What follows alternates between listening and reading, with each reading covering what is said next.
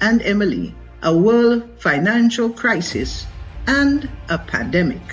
Grenada suffered damages in excess of 200% of its gross domestic product, GDP, as a result of the hurricanes. Team NNP was charged with the responsibility to manage the rebuilding process in collaboration with the social partners, including the opposition. Worthy of mention are a few of the key Build Back initiatives: distribution of free material support, the reconstruction of 200 homes for vulnerable families, the negotiation of 6 housing schemes, most of which we have today: Soubise, Montrush, St. David's, Diamond, and Beausejour, rebuilding of 2 national stadiums, negotiation with the U.S. aid to build 1,200 houses, negotiations with the U.S. aid to finance the cost of homes for 150 families, cap on gas price, reduction in property taxes, provision of planting materials, fertilizers, labor support, equipment, and grant support to farmers to compensate for their lost income. Fisher folks were given grant support to repair their boats, replace engines, other equipment, and to compensate for interim loss of livelihood. The new National Party was asked by the people of Grenada to sit out the period 2008 to 2013 in the governance of the country. But by 2011-2012, the cries of yet another rescue mission were heard.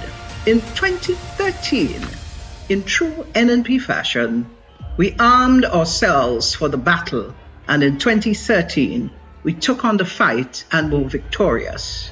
From his first entry into Parliament in 1984, Dr. Mitchell's leadership became a symbol of progress, leading to 2 more historic electoral victories in 2013 and 2018, where the NNP won all 15 seats. A powerful testament to the unwavering trust and confidence of the Grenadian people.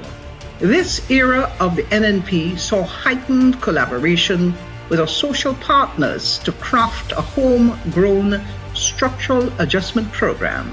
The key objectives of this program were increase growth, restore fiscal and debt sustainability, strengthen the financial sector, while ensuring that social safety net programs such as the Support for Education, Empowerment and Development SEED program better targeted poor and vulnerable households, and that a targeting instrument was utilized to more objectively identify beneficiaries. During this rescue mission, Team NNP reduced unpaid claims of $100 million and had an average GDP growth rate of 5% and above consistently.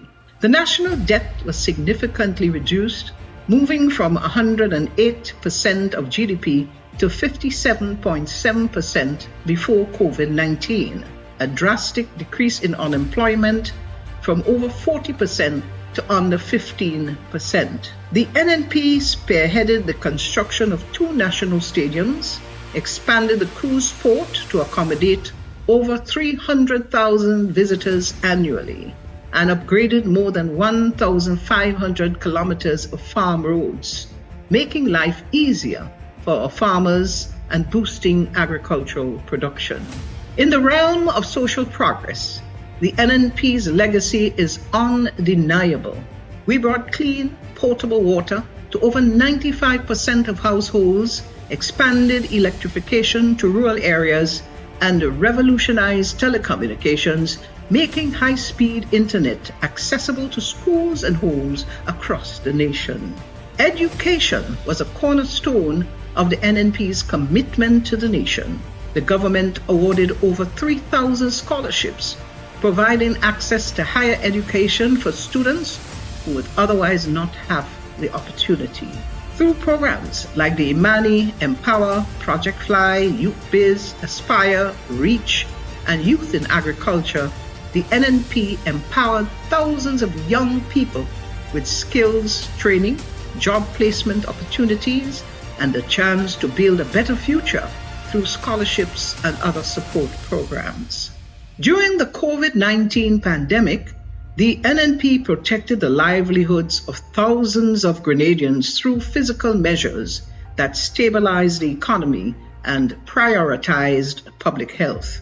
Over 7,500 families benefited from housing initiatives, and as of June 2022, the NNP was paying pensions to 2,200 retirees with an average annual budget of $75.4 million. These victories were more than just political successes. There were endorsements of NNP's dedication to the people of Grenada. Dr. Mitchell's leadership brought about significant economic progress. Today, Grenada finds itself at another critical crossroad. The current NDC administration's mismanagement has weakened our economy, eroded key institutions, and undone much of the progress the NNP worked so tirelessly to secure. Under the NDC, serious crime and inflation are skyrocketing, the quality of healthcare deteriorating, and the people are once again bearing the brunt of poor governance. As history has shown, when Grenada calls, the NNP is always ready to respond. We stand ready to rescue, rebuild, and restore. This isn't just a mission, it's a promise. From providing water to every home, paving roads that connect communities, and supporting families with housing, to educating our youth and boosting our economy, the NNP has always been the driving force behind Grenada's greatest achievements. The NNP has always been there to rescue Grenada. We are ready to lead again. We will bring Grenada back to stability, prosperity, and unity, lifting our nation to the heights and respect it deserves. Together, we will rescue Grenada because we have done it before and we will do it again.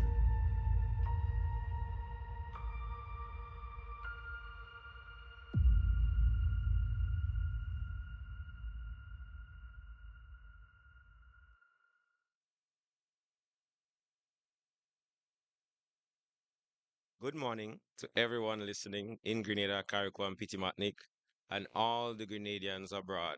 And wherever you are in the world tuning into our press conference today, welcome. My name is Kitaka Mawutu, the Public Relations Officer of the new National Party, and we're so happy this morning to have everyone joining us. Now, today, we're here to discuss critical party matters and matters that concern Grenada, Carriacou, and Petit Martinique. We'll update you on our youth convention, which is upcoming. Our political leader recently visited the Sister Isles post becoming the new leader of the new National Party. You would get a report on that as well. Our post convention report is also going to be shared by our General Secretary. And of course, we're going to deal with matters that concern the nation in a very deep and important way. I want to say welcome to everyone, and our political leader is here with us today, as well as our general secretary. Now, I'll get the ball off rolling. After our convention on December 15th, we have been heavy and serious at work. The party has been in overdrive, working to reorganize our organs, energize our soldiers, and ensure that the new National Party is in a position to be ready for a general election and to rescue Grenada as soon as possible. Now, one of the mandates was to ensure that we have our youth officers elected and in place. So, coming up on Sunday, the 26th of January, at the Westall Secondary School, the new National Party is going to be hosting our youth convention. At that convention, we are going to elect the youth officers who are going to be tasked with the responsibility to aggressively do the important work to stimulate, engage, energize, mobilize, and bring the youthful energy of Grenada, channeling it into the party to get the work done. Now, that event is going to start at 2 p.m. 2 to 3 thereabouts, we do our registration process. We start at 4, entertainment, engagement of youth, over 150 delegates from each constituency is expected at that event, as well as many other observers. It underscores our critical mandate to ensure that young people are engaged meaningfully in everything that happens within the new national party. And so we will keep you updated on everything that happens at that convention. And I must say here as well, before we move on to the next piece, that we know that there are young people in Grenada who are not brave and bold and may want to align with the party publicly for fear of victimization. And therefore, we are also working on alternative means and programs to be able to engage each and every young professional Grenadian in Grenada who would like to contribute to the national discourse and to support the work of the party. I mean, since the convention, our political leader and members of the party have been bombarded with calls from all over. Many young people who we have never thought would have been interested in representing and supporting the party are reaching out. And therefore, we have a responsibility to create alternative pathways for them to engage the party and to contribute. So that's it in terms of the youth convention. I now hand it over to our general secretary, who is going to share the post convention report and let you know all the exciting things that have been happening in the party post our convention in December 15th. Thank you.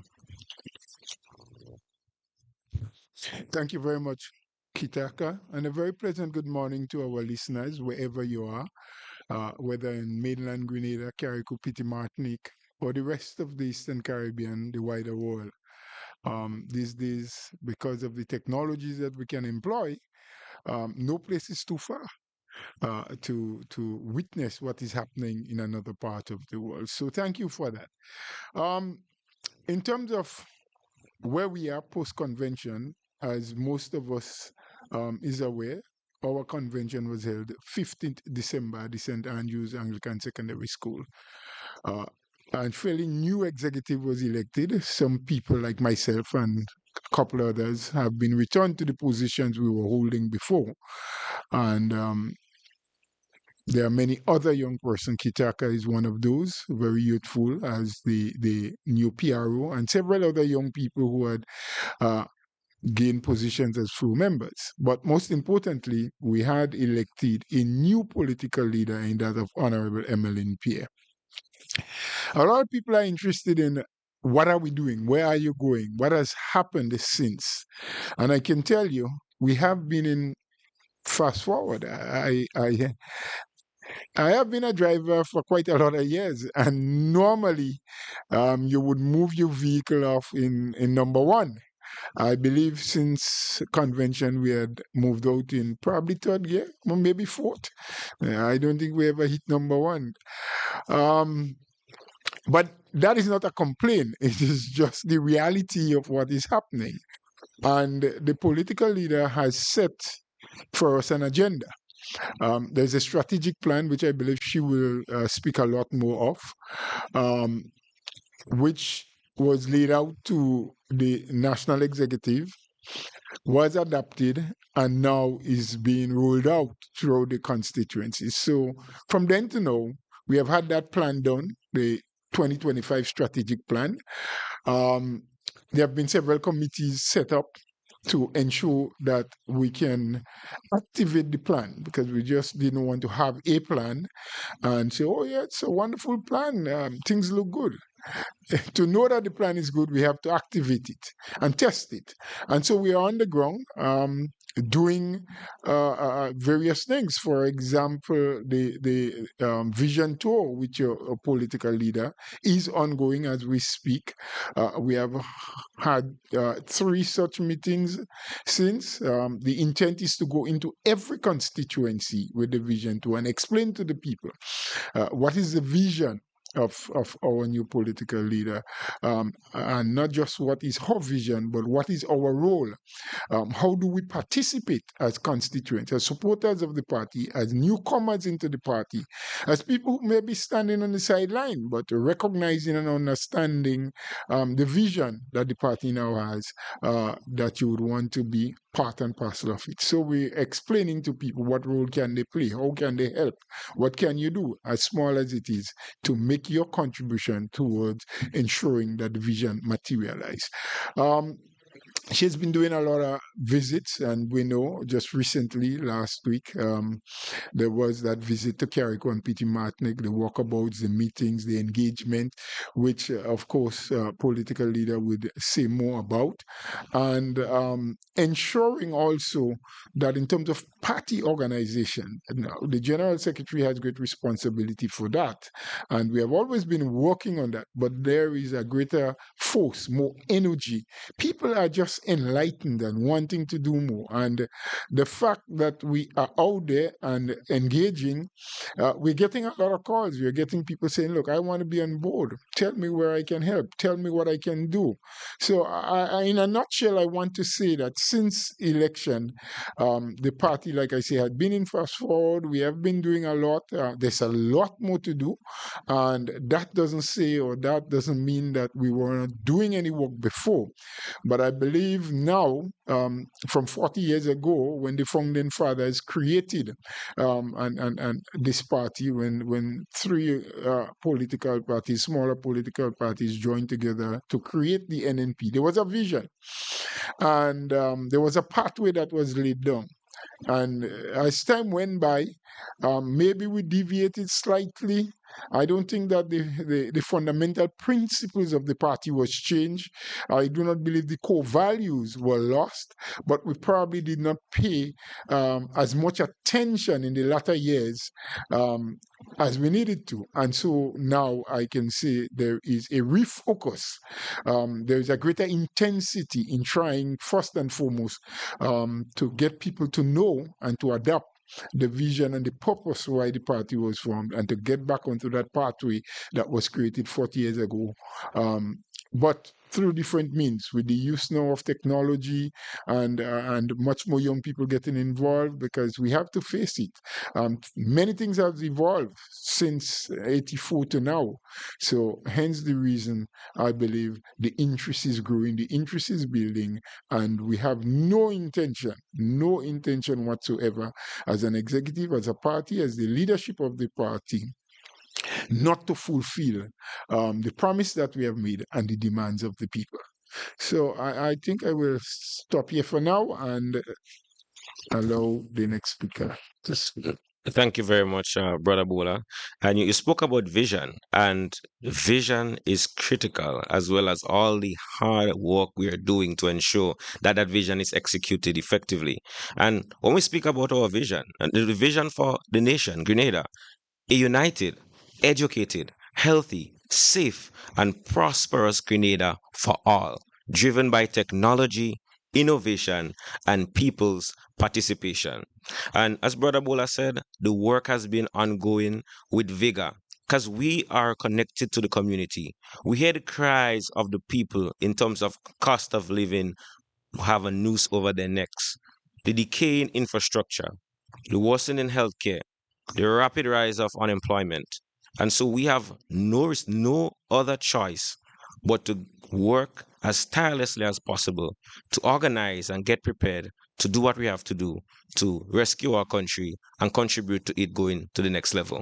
Now, we move on to the much anticipated moment. This is actually the first time our new political leader is going to be having a press conference. So I would like to hand it over to the Honorable Emmeline Pear as she shares on a recent visit to Carrico and Petit Martinique and other critical issues of national importance. Thank you. Thank you so very much, Brother Kitaka. And let me thank my colleagues for what I consider to be an excellent introduction to this press conference this morning. I greet all of you, those of you who are viewing, those of you who are listening. I say to you, first of all, Happy New Year, and my extension, and to say God's richest blessings for a very successful, fulfilling, purposeful 2025.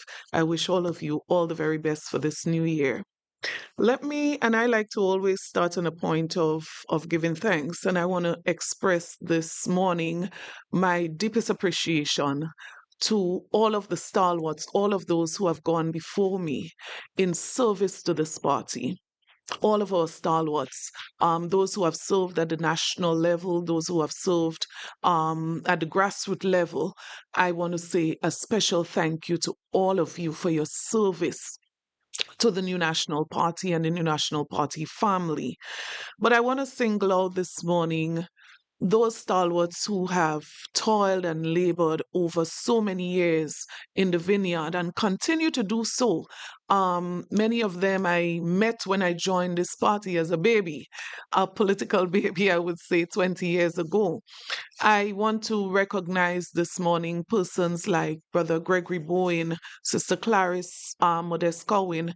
I also want to recognize our General Secretary, long-standing General Secretary, Brother Bola, and others who have remained steadfast over the years in service to this party.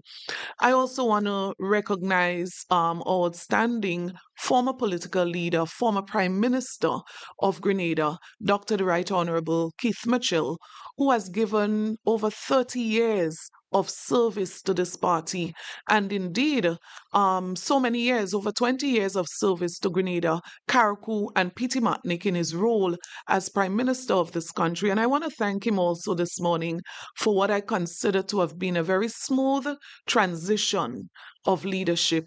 And up to this point, I have to say this, I don't believe I could have expected better in terms of the process and how easy he would have made it in terms of fitting into this new role. Whenever there is transition, sometimes it can be very rough, it can be very rugged. And I have to say, all of what Brother Bola mentioned this morning that we have been able to achieve thus far, I honestly believe it has a lot to do with the smooth transition so far that has happened in this party in terms of its leadership.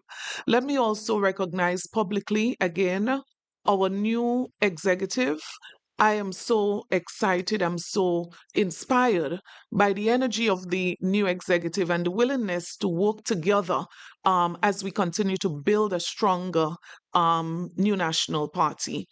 Let me also, as I am in the mood of thank you, I want to also use this opportunity to express appreciation to Brother Peter David, who would have submitted his resignation to this party yesterday, and to say thank you for your service to the party. Thank you for your service to Grenada, and we wish you all the best. For those of you who are joining, also I thank you for joining. Those of you from the media, I welcome you, and I look forward to your continued engagement as we continue this journey. Brother Kitaka mentioned the national vision and what we are looking to as we prepare for governance. And I just want to say that as a party, we believe that we are at critical juncture where we have to focus on the strengthening of the party, building on the arms, strengthening the arms of the party, but our political machinery in preparation for the next general election is extremely critical. But what do we see down the road, I think, is also very critical as a party.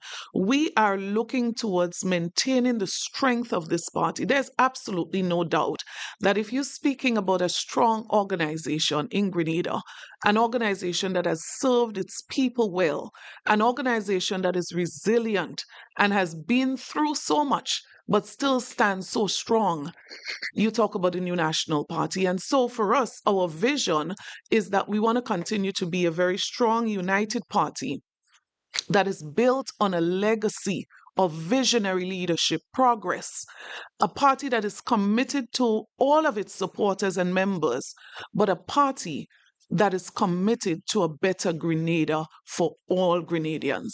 And for us, this is what we are working towards. This is what we are committed to. I want to therefore quickly move to two areas. Brother Bola would have assisted very well in terms of the first area that I want to focus on. What have we been doing over the last 36 days? And when I started counting the days from the 15th of December, I shocked myself because I could not believe it's only 36 days. It actually feels like a year. As Brother Bola indicated, that very first, that last part of December, a lot of time was spent not on, enjoying the goodies of Christmas, which for many people were definitely absent, but strategic planning was key and critical during that period. But I want to also mention that we have been able to set up some 25 working committees, and these are people who have given their commitment that they want to work with us as an executive. Some of them are executive members, but many of them are not members of our executive, but people who are committed to the cause of the New National Party, but more importantly, committed to the cause of Grenada, Carriacou, and Petite Martinique. So we started the vision tour, but I want to mention over the Christmas vacation, myself and the former political leader, former Prime Minister of Grenada, Dr. Mitchell, we did a joint, what I call Christmas tour, visiting some of our towns, visiting various villages in Grenada, and I believe what Brother Kitaka summarized as the major issues affecting people were well put together. We found that the major issues identified then, I would say the top key issues affecting people, and people were coming out to say, you guys need to speak about those issues. People need to know what those issues are.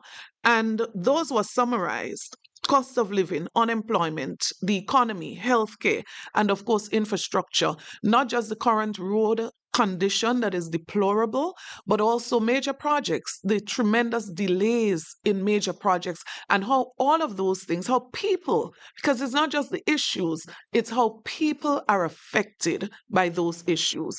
So for us, engaging with the people was extremely critical during that very initial stage after the convention. We started immediately looking at the issue of rebranding of the party. And of course, as we continue to roll out, that exercise is going to expand and is going to involve far more people as we look towards a better Grenada for all.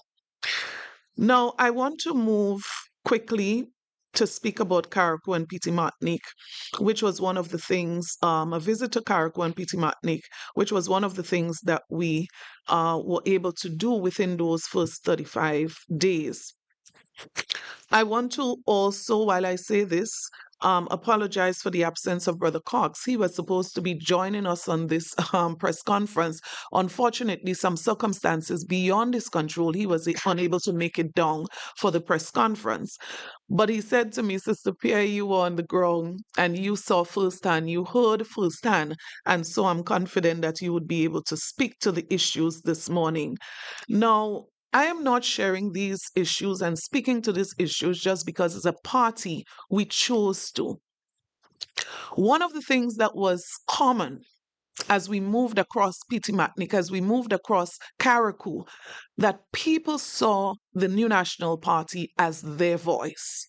So people consistently pointed out the things that they want us to address, that they want us to speak about. And so this is what I intend to address at this point.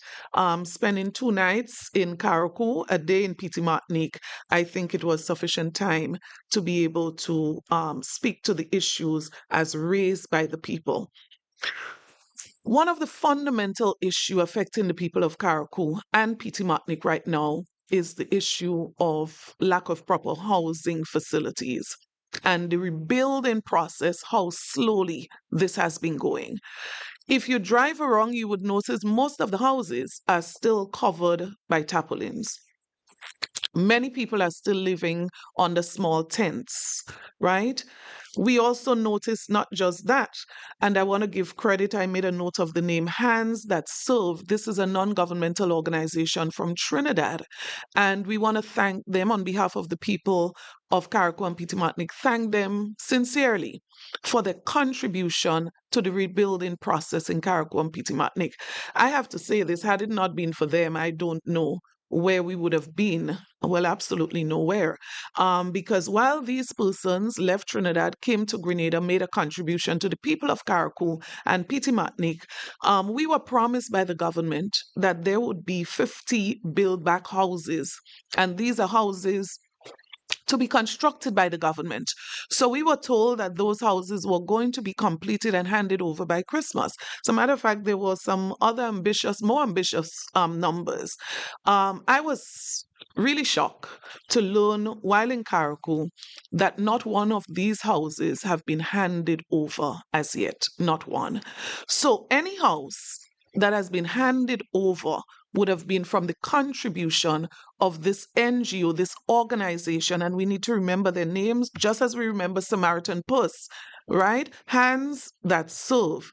And we want to say a special thank you to them and to all of those persons who have been part of the process. Some months ago, and probably as early as maybe October, I stand corrected on this, I reported publicly the status of the rebuilding process in St. Vincent. I don't know what would have prevented this administration from moving ahead swiftly to bring relief to the people of Carriacou and Petit Martinique in the form of housing. And so this morning there's been so much excuses made. While yes, there has been some families receiving $15,000 in housing materials, and not well. I believe this was a knee-jerk reaction because the government themselves said initially that they were not going to take this approach in terms of giving out material because they wanted to build back better. And we loved that.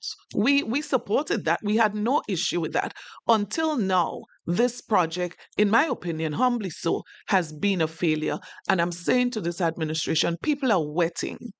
People are saying the next hurricane season is approaching. And so I'm calling on this administration to think outside of the box.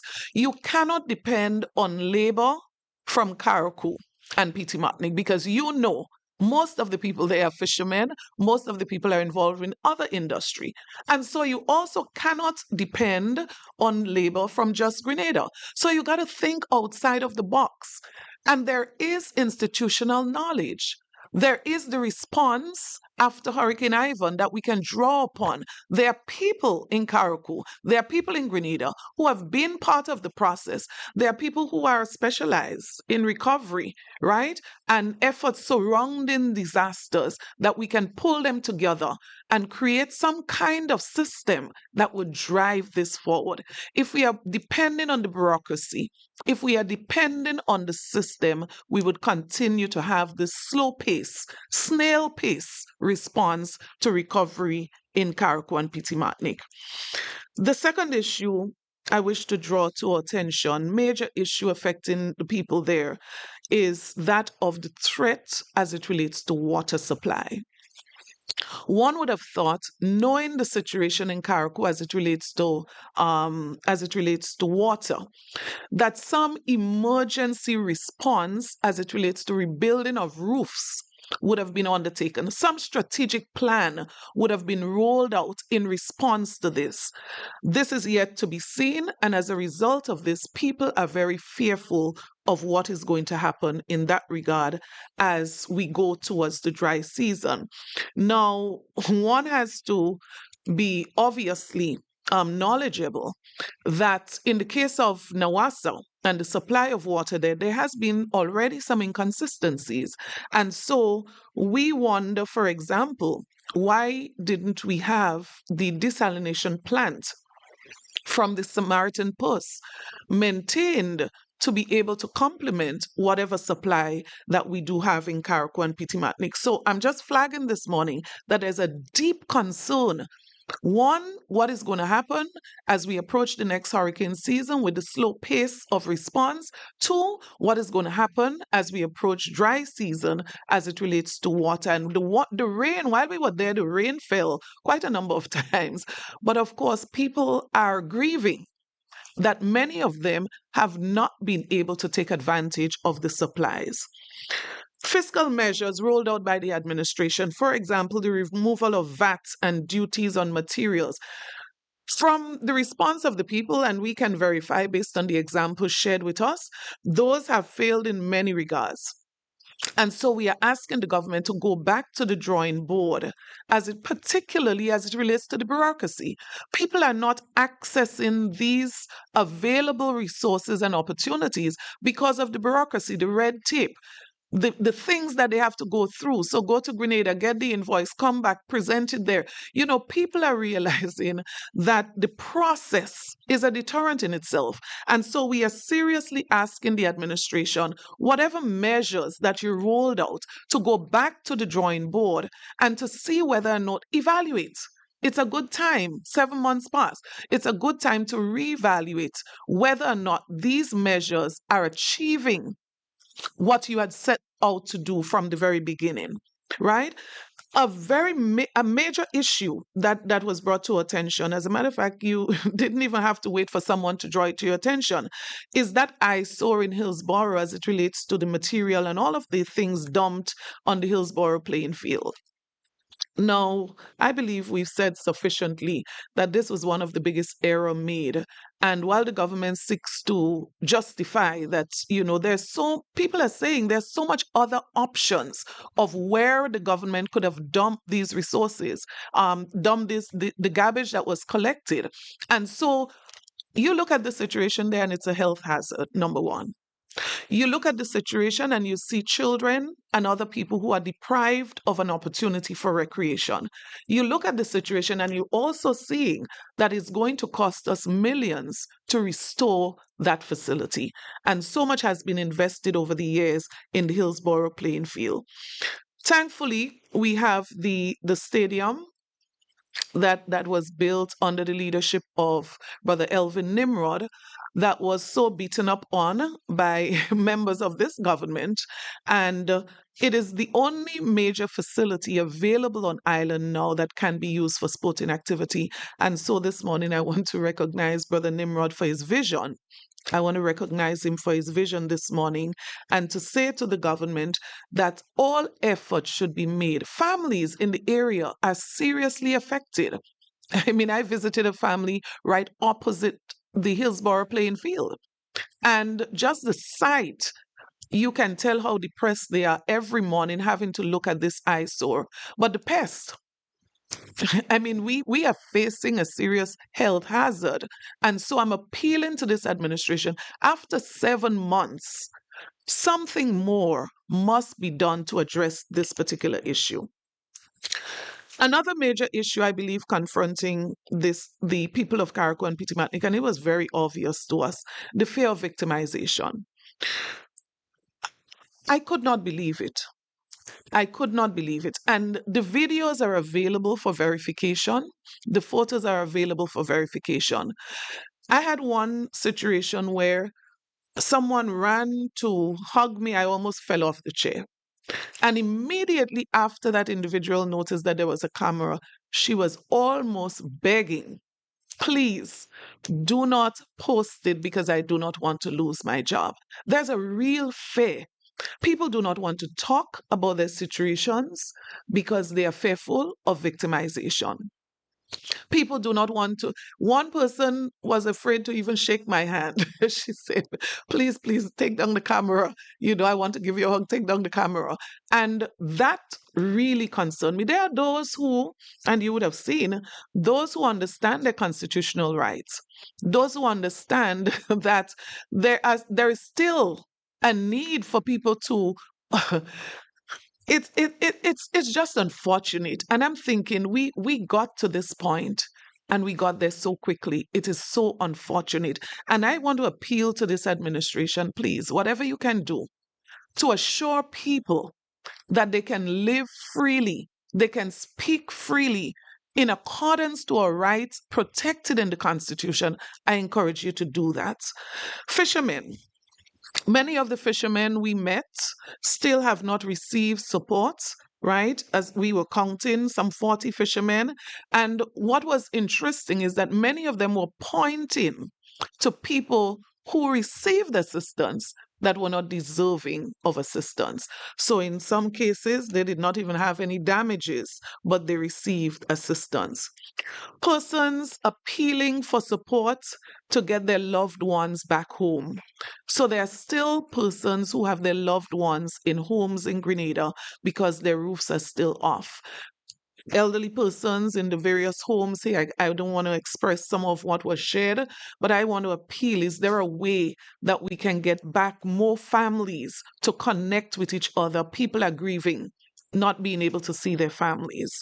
And of course, the issues of poor management and allegations of corruption, the distribution based on political affiliation, all of those issues which were raised, I want to appeal again to the administration this morning, in case you're not aware, just in case you're not aware, please look into those issues because people are severely affected. I want to close by saying, as it relates to our organization, I mentioned that we are in the process of doing some serious rebranding, some serious strengthening of our structures, etc.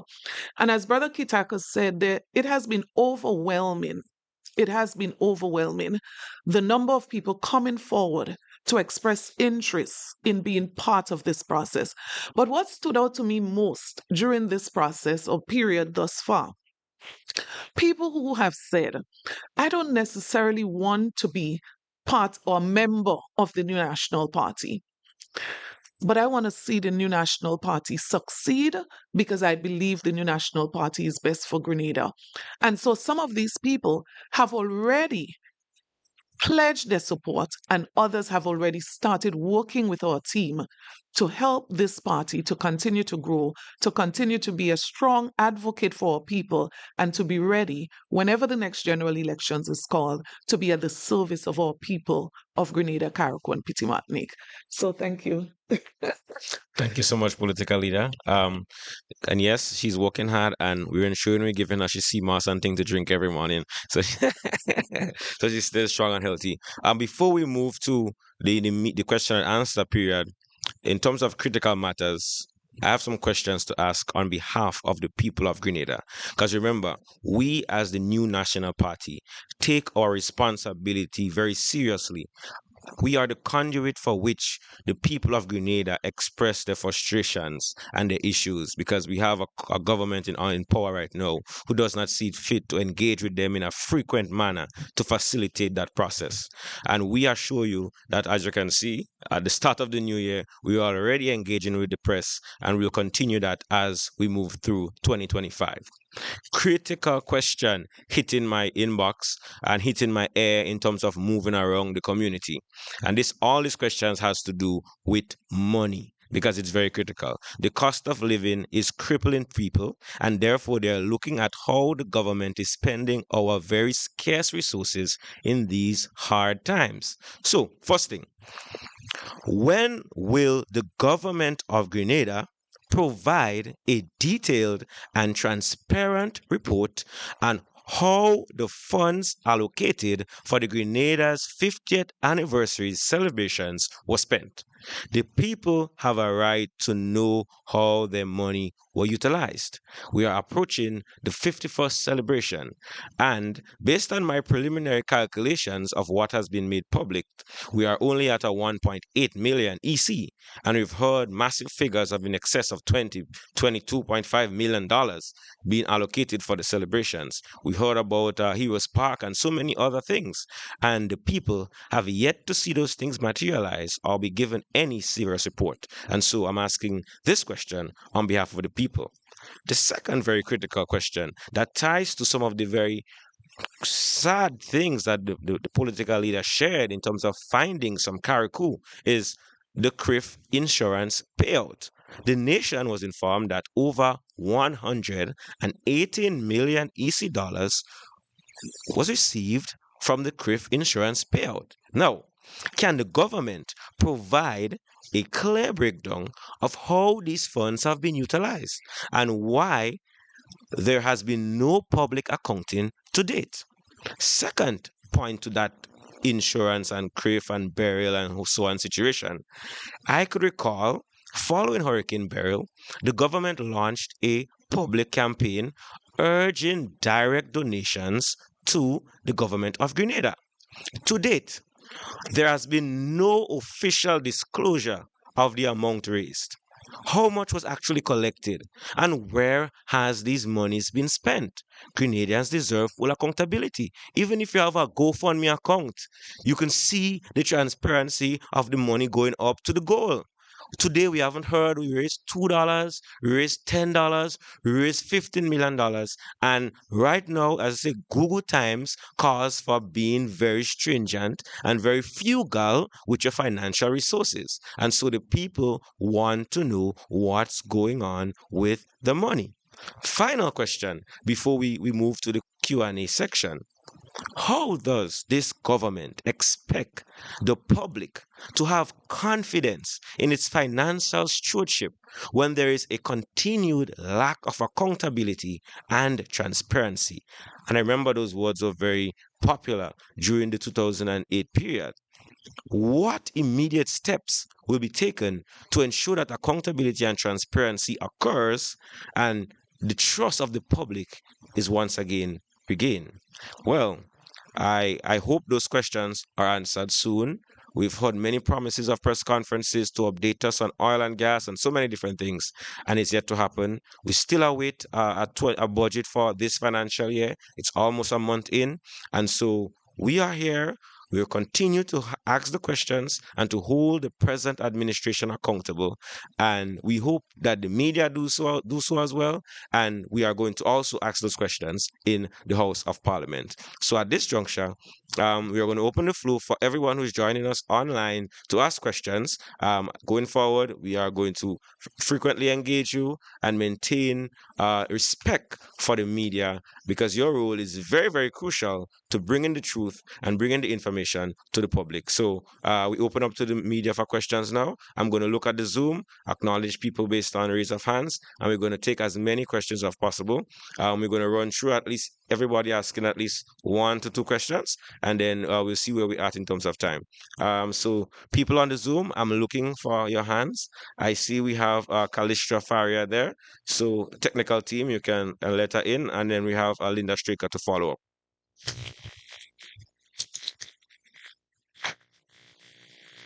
Okay. Is she up? Good morning. Good morning, guys. So, Kitaka, I was hoping that the format would not continue to be same types of format where people are limited to 1 or 2 questions. You have to appreciate that that does not do service to us doing our jobs. But I'll have a go at this anyhow.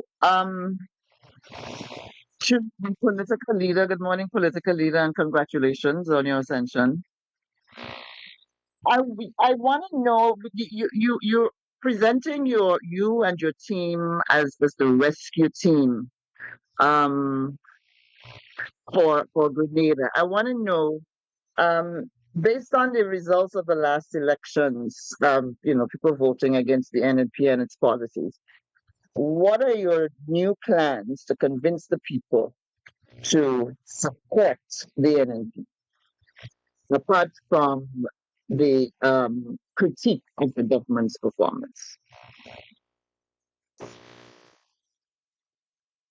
You can ask another question as well. The second question as well. Well, I'd be happy to ask the other one after. Okay, no problem. Okay, so thank you, Kalistra. And let me say that I don't believe that it's just about the rescue team. I think our party has demonstrated time and time again, we've always been there for this country in tough times, difficult times. And if you go all the way back from the very inception of this party, rescue mission is a word that or term that definitely would stand out. In terms of what we're going to be doing to build the confidence of people in this party, I would say, number one, the issue of inclusivity. We have been reaching out to quite a number of persons. We have been engaging quite a number of persons, maybe persons, apart from even persons who are coming forward, because we want to make it abundantly clear this is not just about Team NNP. This is also about Grenada, Carriacou, and Petit Martinique. And we believe that everyone who wants to make a contribution to the building of this organization, to the building of Grenada, has a role to play in this process. You called it the rescue mission. So that process of inclusiveness is very critical as we go forward. But I believe the whole issue of strategic planning is also very critical. Where do you want to go? We have a technical working group that has already started looking at some key areas of governance. What are we going to do different, right? It is not just about getting back into office and continuing, but how do you build at this point a strategic framework that is going to take you there with, but very critical, I want to say, the involvement of people in the process, and that is going to be extremely key. How do you ensure that people are part of this process of going forward? So the issue of strategic planning, the issue of inclusivity, the issue of how do we build a Grenada that is for all Grenadians, and that plan concrete enough that people can see where are we going, what is going to be different as we go forward. We have achieved so much as a party in government. I mean, our record is extremely outstanding, I would say. And so we are building, as I said in the vision, we want to build on that legacy of success, right? We want to ensure that our forefathers, those who have gone before us, that they're extremely proud that we took this battle and we are running this race and we are running towards success. Yeah, so there have been resignations, well, three resignations also. I think two senators have resigned, and of course, Peter David. Um, have you, I think in a way it has the potential to create instability in the party, in the minds of people, the electorate. Um, how do you intend to address this issue of an NNP that seems to be wobbling, politically wobbling under your leadership? And rescue mission political leader was is the NNP's term, not mine. Rescue team. And also, let me just pick a third one in here, Kitaka. Sorry. I want to know if you're comfortable sitting as a political leader and prime minister in waiting when Peter David, your opponent, pulled out, crying foul. He raised some serious doubts and questions, accusing the NNP of rigging the convention. And he talked about a delegates list that was never made available to him as one of the contenders in the race. And so the list is suspected that the list include people who were not supportive of him and so on. Are you comfortable sitting as a political leader under that cloud and that shroud and the resignations? Thanks. Okay. It's a long time I have not heard the adjective wobbling. Um, Now, it's 30 something days, Callistra. 36 days, Brother Bola is saying. And you've already defined my leadership. But let me say this, resignation in any organization is quite normal.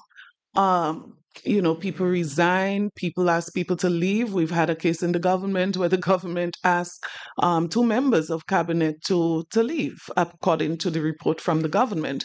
So resignations are quite normal. You say we've had three. That's quite normal. It has happened in the past. It happened recently, and I'm almost certain it probably could happen in the future, because when you're dealing with people, you have to understand that every person is entitled to their individual intentions, their individual desires, their individual interest. You have to respect that. So if a person chooses to resign, you don't want to beat up on them about that. That's their right to so do. You no longer want to be part of the organization. That is okay. Which is why in my introduction, I thank Brother David, and let me add, thankfully you reminded me here, any other person in the past who submitted their resignation to this party, we're thankful for the period of time that you've served here. We're a party of love, and we hold no animosity. We hold no grievances. You've chosen a path, and we wish you the best on that path. But we are a party that's resilient, very resilient, and that's what I admire about the NNP. While you were speaking, it actually just flashed back to me a period in this party's history when we had a member of cabinet. We were serving in government at that time. I wouldn't mention names this morning, but I'm quite sure you're familiar with the history. A member of cabinet resigned, and I believe everyone thought that was the end of the government and the party, right? And what was the result? NNP came back 15 seats after that resignation that was viewed as extremely critical. We want everyone to stay. Get that right. We want everyone to be part of this family. But just like, your own home, a sister decides she's leaving home, a brother decides he's leaving home, what do you do but support them in any way you can, give them your blessings, and you continue to ensure that the family functions. And that is what we do as the NNP family. So there's no animosity. We wish everyone all the best as we move forward, but we are a very resilient party.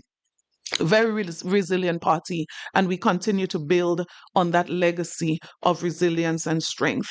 The other one, as it relates to how comfortable I feel in this position, absolutely. I mean, the issue of winning and holding this position is not even the factor.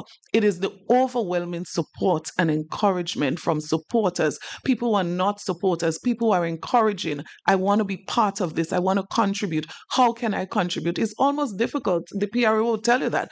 It's almost difficult to keep up with the requests for meetings, the requests for engagements of one kind or the other.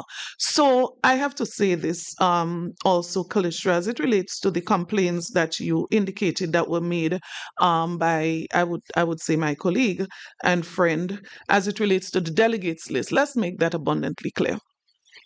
No one in the party who aspired for the position of this in this party as political leader was given a delegates list. It is not normal. It is not the norm. The General Secretary is right here.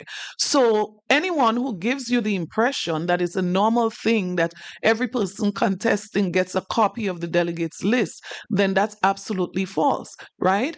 And so if you ask me what I did to engage, I'd never waited on a delegates list because this is not normal, right? What I did was to get out there, find the key supporters in every constituency, reach out to persons who I know had connection with people in constituencies, and everyone was free to do that. And what you do, you engage, because, I mean, common sense would now tell you that all delegates would come from key supporters in constituencies. So that was the framework, if you want to call it that. And the approach that I took, I didn't wait for a delegates list. And the final thing I'll say about this, let me say that I found this process to be extremely fair, in my opinion. And I don't expect everyone to agree with me on this. I don't expect everyone to believe it was fair. Everybody's entitled. As I say, we have to respect people's opinions. We have to learn how to respect people's views. So if you ask me, why I considered it to have been fair. The party indicated that any person in the executive or any other person can apply for the position of political leader. That was announced. It was also said that to ensure that we have a certain standard and we promote a certain standard, mindful of the transition that was about to take place. You're talking about somebody who has served at the highest level for 34 years. a certain standard. The bar has been set. So, of course, any serious organization will want to do some kind of process going forward. So, the interview process, which I subjected myself to, this was open to any person. Every person who wanted to apply could have applied, and every person was going to be interviewed. And so, as I said, I participated. The other person, which is Brother Peter David, he chose not to participate in the interview, right? And the executive of the party, in addition, so the advisory committee was to present a report, which they did. And even after that report, which said that only one person, two people applied, only two people applied, and one person participated in the interview. The executive further took a decision, Brother Bola is there, can confirm that anyone, the party, according to its constitution, would respect and allow any person to raise a nomination on the floor. And so, if you ask me, I look at the process, I don't see anything major different about what has happened the last 20 years that I've been in this party. The only thing different is that we were changing the political leader and maybe some other top positions in the party. But the process has been the same. The length of time that I've served in my constituency as caretaker, I selected the delegate. That did not change this time either. So I'm just saying that, everyone is entitled to their view, but I believe it was a free and fair elections, in my opinion. Thank you, political leader. And I also want to echo the sentiments. I was elected PRO. I didn't have a list of delegates to campaign to, and here I am today. And additionally, I want to talk to the nation. It's very short and very brief. There is reality and there is illusion. And there is good intention and there is bad intention. And not everyone has the best interest for our party, and we know that. And I remember hearing the house is going to be destroyed after our 15th of December convention. There would be guns and bombs and all types of things would be happening. It didn't happen. All illusion, all fake. And look at us today here, 36 days later, a strategic plan, 20 plus committees aggressively working to get to the business and do the work to take our party and our country forward. And it's not going to be stopped. And so, in simple words, all the illusions would be cleared up with God and time. And so the people can see clearly the truth from the falsehoods, and it will continue to happen as we continue to stay focused on doing our work. Linda Straker, you are up next in terms of asking questions. The floor is now yours.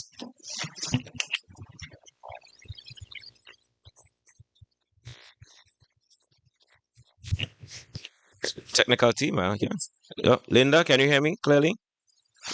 Yes, I can hear All you right, clearly can you now. loud and clear now, Linda? Proceed.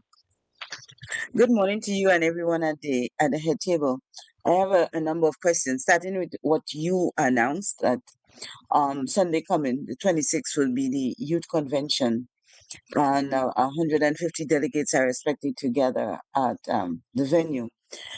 Can you tell us whether or not there will be a guest speaker, for whether local or foreign? What is the theme of the convention, and some other matters, other important things associated with that convention?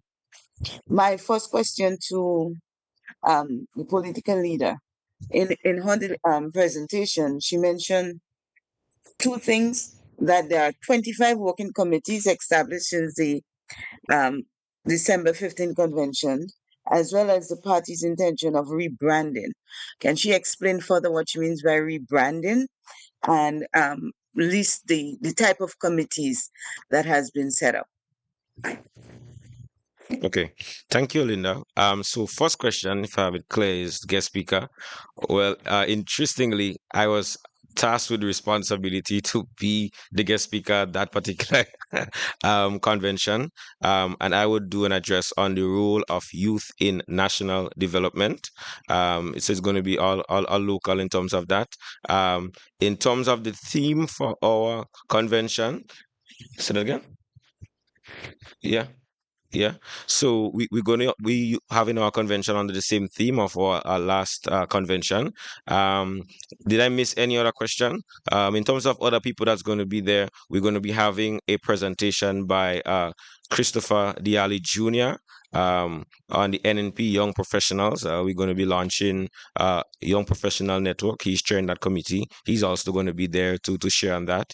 We're going to be having an address by our political leader, and we're going to be having other brilliant youth in Grenada participate in entertainment as well as other engagement. So that's what we have here so far. More information is going to be shared in the next coming days, and of course, after the convention, you're definitely going to have all the details in terms of what happened. Okay, so just to speak broadly on the subject of rebranding, of course, I don't wish to share much details at this engagement, but to say that we want to be far more responsive than we have been in the past. And as I said, our leaders, and particularly our former political leader and former prime minister, he has charged us to build upon the legacy. And so we have a responsibility to look at all that we've done in the past and how we can improve, how we can build upon that. And that is why the rebranding process is going to come from the listening and the engaging of our people. As I said before, we want to ensure that we're inclusive, but we also responsive. We want to ensure that we continue to be resilient. And so I'm not going to specify the areas as it relates, but I want to probably call it physical as well as other forms of rebranding.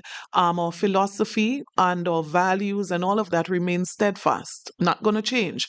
But there are ways that we can modernize. There are ways that we can make ourselves more appealing. There are ways, as Kalisha would have asked, that we can present our case to the Grenadian people, that they understand clearer, what is it that we intend to do for them and how we are intending to take this country forward. So the rebranding includes quite a number of areas, but of course, as time rolls on, we are going to share as we choose to, share what exactly is happening in that particular area. But the point is, we do not want to remain exactly the same. We want to ensure that we continue to grow, we expand, we renovate, we remodel, and all of that. In terms of the committees, just to give an idea, so we have women, we have youth, we have the young professionals, we have professional women, we have welfare, zonal committees, disciplinary committee, the NNP Institute, the diaspora. There are quite a number of committees. As I said, the strategic, quite a number of technical advisory, technical working, quite a number of committees. And I'm sure you don't have a lot of interest in those details. Okay. Thank you, political leader. Before you go forward, Linda. That question. Oh, Linda, you get that question. Just one very important thing I need to do right now as my rapid response unit who's been monitoring social media just send me something very disturbing that I need to dispel immediately.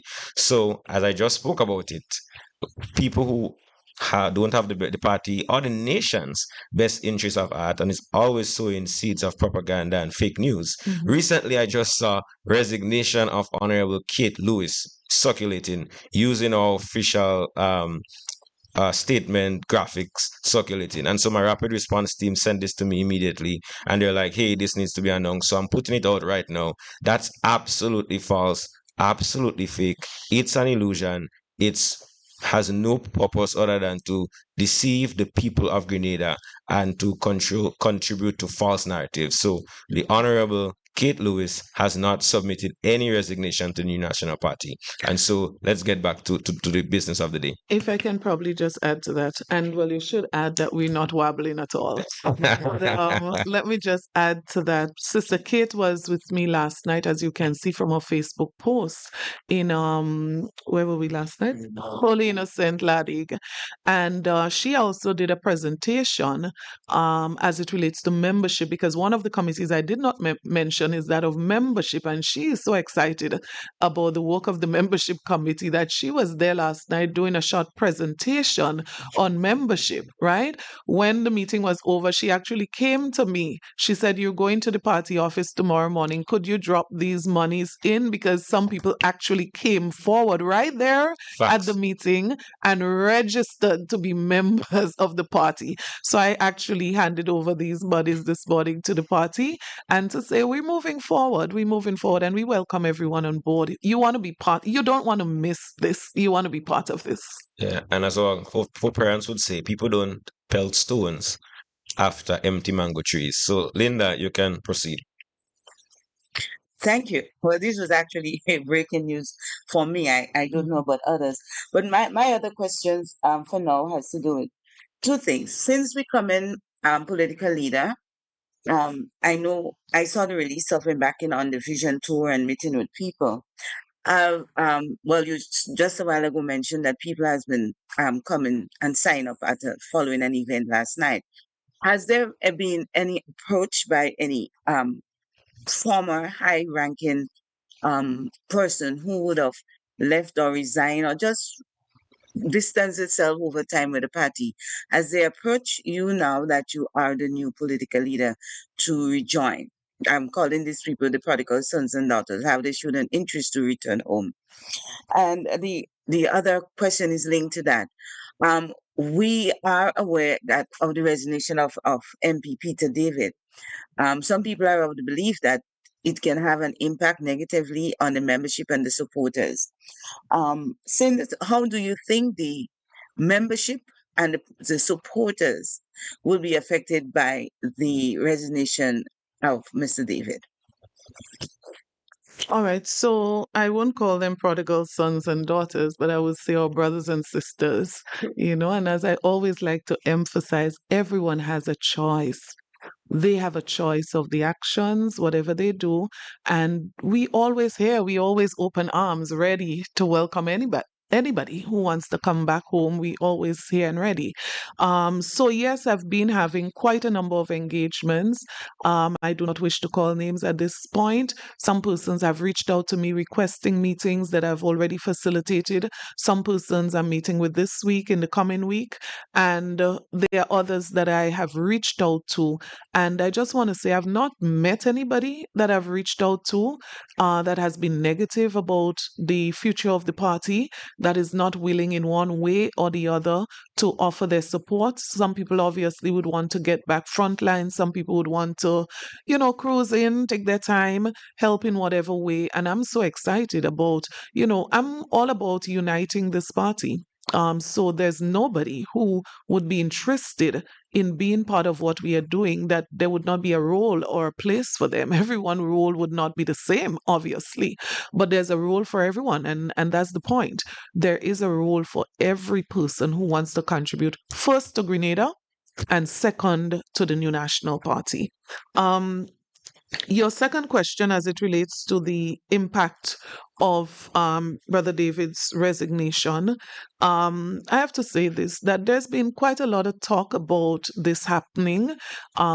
Persons very close to Brother David have been sharing, with persons very close to us, what the plans were and what was happening. And so for me personally, when the resignation came, I was absolutely shocked, and so it gave some time for that kind of impact assessment, preliminary impact assessment from my own quarter. The party has not done something official, but from my own undertaking, how is this likely to affect our party? And if you ask me, I think it's more likely to affect the National Democratic Congress than it would affect the New National Party. But the key thing is not just that. As a party, we are historically a very resilient party. Let me just say that I was even shocked at the turnout of supporters from the tongue of St. George at our convention, even when Brother David indicated that he was not going to be there and his supporters were not going to be there. Quite a number of persons, some of them you might even recognize in the photographs, where people came up after the convention to greet me. And so we are going to continue to build this party. We are going to continue to work with anyone who wants to work with us. And as I hinted, some years ago, one of our members decided to resign. We did what any serious organization would do. you strategize, you do what has to be done. And as I said, the party at that time, well, I said I was mentioning the day, but Brother Fletcher's resignation after that was able to win all 15 seats. It was a snap election. People thought that was the end. There's no way NNP was going to bounce back or win a next general election so quickly. And NNP won 15 seats. So as I said, we thank Brother David. There's no hate, there's no animosity, but we have to move on as an organization, and we are doing so rapidly.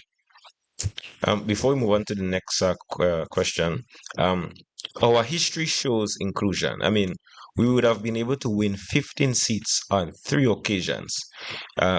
We were only able to do that because we have the secret sauce of being able to bring people from different views and ideologies together to work for the benefit of the country.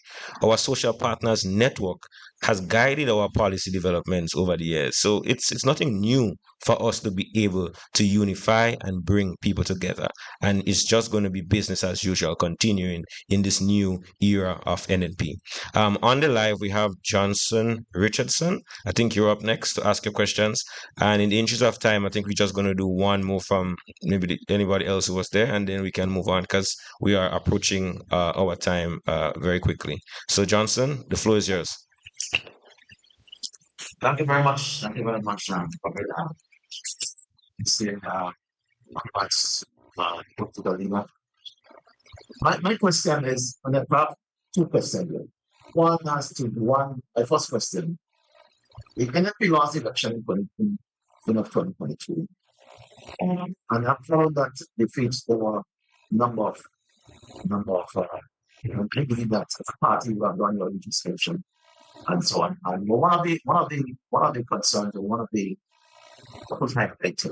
question of the leadership, right? And the manner in which the party was not and so on. And I will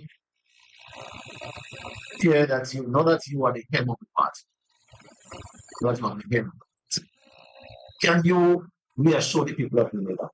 And a lot of people believe that you're still operating within the shadow of the children. While he has seen as chair, the perception out there is that you basically in the shadow. Can you reassure the people of Grenada? Whatever makes that basically, not as you are the head of the party, that things will be different. And you have basically the wherewithal command. It's your driving that the NNP machinery and not that furniture. Because a lot of people believe that you still operating in laptops and so on. So you need to can you reassure the people of Grenada that this is NNP that is driving, pushing the My second question, let's a few minutes ago, to mention resignation of Peter Bingham might be benefits for the big more disasters to the National Democratic Congress other than the enemy. I'm not getting to the point of this. What resignation of Peter Bingham, who was a member would benefit enemy and not the enemy.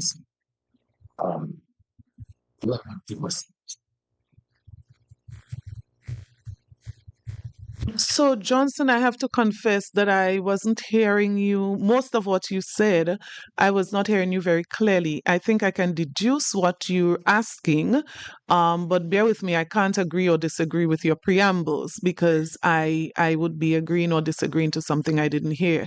But I think I got the gist of the questions and I'm going to take the first one, the last one first. As I think you're asking if I think Brother Peter's resignation is going to benefit NNP more or benefit NDC more? Is that what you're asking? You said that the resignation of Peter will affect. Yes. Oh, okay. For that. And I think I answered that question. I'm not sure if you joined after I would have answered that question.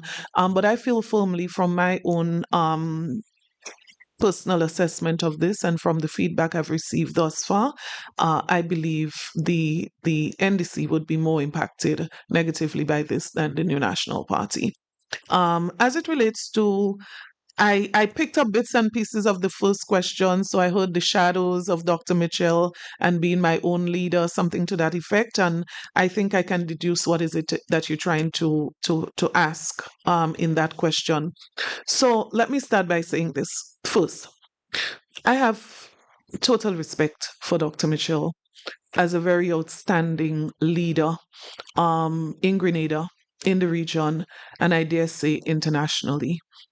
I have a lot of respect for him as a leader who has demonstrated significant strength at all times, whether it be in situations of crisis, and it's the best time to judge a leader in situation of crisis, and whether it be the significant work that he has done in relation to transformation of this country over the years. When you speak of real transformation, you have to speak about the legacy and the work of Dr. Mitchell in his leadership position of this country. And so let me establish first and foremost that I have absolute respect for this leader. And I think he deserves a lot more respect from all of us as it relates to what he has achieved and what he has done for this country. That being said, I feel, I have to say, secondly, that I feel blessed, quite honestly, and truthfully so, to have the expertise, the experience, the advice of Dr. Mitchell as a past leader who has served his country for over 20 years, who has served his party for over 30 years. Very few leaders, whether it's the Caribbean, whether it's international, very few leaders emerging have the benefit that I have of stalwarts like not just Dr. Mitchell, Brother Gregory Bowen, Sister Clarice Modeste, and Brother Bola, and others who have been there and can provide that kind of support. Leadership can be a very lonely road, I'm telling you from my own personal experience. And if you don't have the support, it becomes sometimes a very daunting task. And so anyone who understands leadership understands, and this is what I studied. My specialization was leadership, a master's in business administration. So I can tell you both theoretically and practically that this is absolutely a benefit in leadership. Now, that being said, let me say this. Dr. Mitchell's style of leadership and my style of leadership might be very different. We have two different styles of leadership. If you ask me further, I would say it's two styles that can complement each other very well. And so I am not going to distance myself from Dr. Mitchell as a former leader of this party and a former leader of this country. I know some people might have their personal feelings about Dr. Mitchell, his own leadership, etc., etc. So I'm going to take everything that I can take as a new leader in this particular position. I am going to benefit and take full advantage of it. Full advantage. But there are two things I want to conclude this response by saying. One, I credit Dr. Mitchell for what I've seen demonstrated thus far as a willingness to relieve himself of this position. And so I think if you ask me over the last 36 days, while I've consulted with Dr. Mitchell on some things, I think he has given full space, free space for me to do things the way that I think is best as a leader. And of course, consulting and embracing and working along with other members of the team, because this is not just about me, right? So I credit him this morning. Some leaders, want to hold on to everything and they, so there are things we've disagreed on. So I'll give one example. Dr. Mitchell's view of how maybe the recent, what you call it, vision tour should have been. His concept of it is very different to my concept of it, but did he stand in the way of how I think it should be done? And from my own consultation with other colleagues, no. As a matter of fact, he has invited me in to have discussion on several things outside of just the issue of leadership, including that of leader of the opposition. And so I give a lot of credit to Dr. Mitchell. I don't see him as standing in my way at all. And I make the final comment. I think I'm pretty much good at being my own woman. And you probably might want to ask my husband about about that. I believe in partnership. I believe in partnership. I believe in collaboration. I believe in teamwork, but I think I have a brain of my own. And I don't think you need to be concerned about what you're concerned about. Yeah, and Miss Pierre, I just want just I don't think I heard you still mentioned this with Peter David. I still didn't get the detail why you think why you make us why you say that the NEC will be more important than here. They just want to this going into an utility so like Is it that he's asking me why I think? yes, instead of the NEC will be more important. Talking about negative impact. So Johnson, you're asking me to give out tactical and strategic information publicly. Maybe when we see, I'll probably give you a little hint of why I say what I say.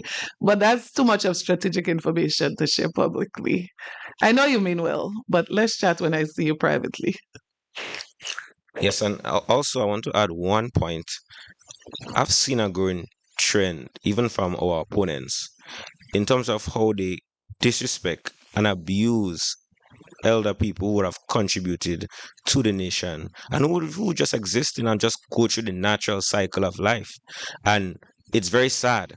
And we as a party respect and honor the legacy of all the stalwarts that have gone before. We can only be here standing strong today because of all the sacrifices and the work that they put in.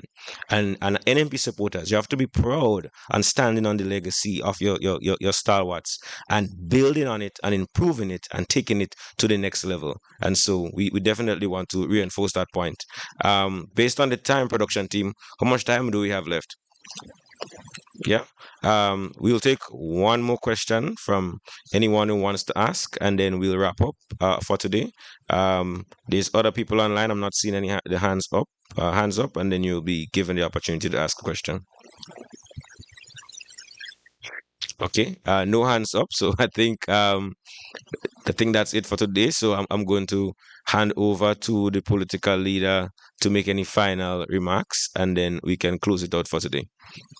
I'll probably not defer, but as per the bowler, if he wants to just make a quick comment, and then I'm just going to close thereafter. Only to say, political leader, that the journey so far from convention to now has been steady. The ride has not been absolutely smooth, a few bumps and so, but I'm quite happy for the progress that we have made thus far, and I can see a really bright light at the end of the tunnel. We are not there yet. There could be rougher rides to come, so I don't want anybody to feel that we are ahead of ourselves and we believe that it is all smooth sailing from here. There can be obstacles, there can be, the realities of life. We are into politics, and many things can happen between now and getting to the destination that we are heading. But so far, the resilience, as a word that was used before, the participation, the encouraging words, the turnout, the liveliness of the people, it is encouraging, and I only hope that we can grow from strength to strength and we can continue to be inclusive, have people's participation, because you are not into politics if there is no people's participation, and the backroom planning. You are indeed a hard worker, you are a goal setter, and you are a goal achiever. I can say that much. I've known you well into your 20 years in the party. I've been there just a couple of years ahead of you, not by far, but from the time I've known you, I've always been that kind of individual that do not just sit by and hope for things to happen, but you actually make things happen for you. So congratulations to you again, to the party, and of course we look forward as we go on with the vision to hear, to listen, and to accept criticism and comments from the people. Okay, thank you, Brother Bowler. And let me just close by speaking to our supporters who are out there to say to you that, this is exciting times for your party. I want you to get a part, get involved, put your everything into this. Those of you who probably might, for whatever reason, sat back a bit since the last general elections, I want to say to you, get in touch with somebody, get involved, get on the train. The train is moving and it's moving quickly ahead. For those of you who are not members of this party, not even supporters of this party, maybe you might have been in the past, I want to say there's room for everyone in this process, because this process ultimately is not just about building a stronger party, it's not just about rebranding our party and expanding our party. It's not just about that. This is one segment of the plan. The biggest plan, the bigger part of the plan is really about Grenada, Carriacou, and Petit Martinique. And so if you are there and you have an interest in Grenada, you're dissatisfied with what you've seen, the many unfulfilled promises of the current government, the lack of respect for people, the way in which people are treated with disregard, the way people are taken for granted, the state of the economy, the rising cost of living, the deplorable state of our health system and how that is worsening, whatever the issues that you're not happy with, you're discontented with, and you feel that you look back and you say to yourself, you know what, NNP wasn't perfect, but I saw a route towards betterment. And I can be part of that change. I can be part of that betterment. You can make a contribution. We're inclusive. You're not going to be left out. I want to assure you that this morning you can get involved. You can choose where you get involved, in the front line, middle line, back line, wherever you want to get involved. There is room for you in the house. And as a matter of fact, there's not just room right now. We're going to be expanding further. And so there'll be so much space that you'll be able to bring others with you. So God bless all of you. God bless Grenada. We're excited about the work ahead, but we'll be more excited having you on this journey working with us. God bless you. Thank you very much. Oh, we're done. Oh, yeah. Thank you very much. One last thing before we go. Remember our youth convention on the 26th of January, Sunday, at the Westall Secondary School. Registration starts at 2 p.m. Official session starts at 4 p.m. Follow us on social media. Reach out. Become a member. The house is being renovated. Biometric scanners, camera system, solar panels. We have a bunker. So you come in, you're going to be safe. And to the soldiers and the people who come in and work for the party, eat well, rest well, feed your mind, feed your spirit, and get ready for the work ahead, because we need to build a healthy, united, educated, safe, and prosperous Grenada for all, driven by technology, innovation, and people's participation. Thank you all. Thank the media. Thank you everyone for joining, and we'll see you soon again.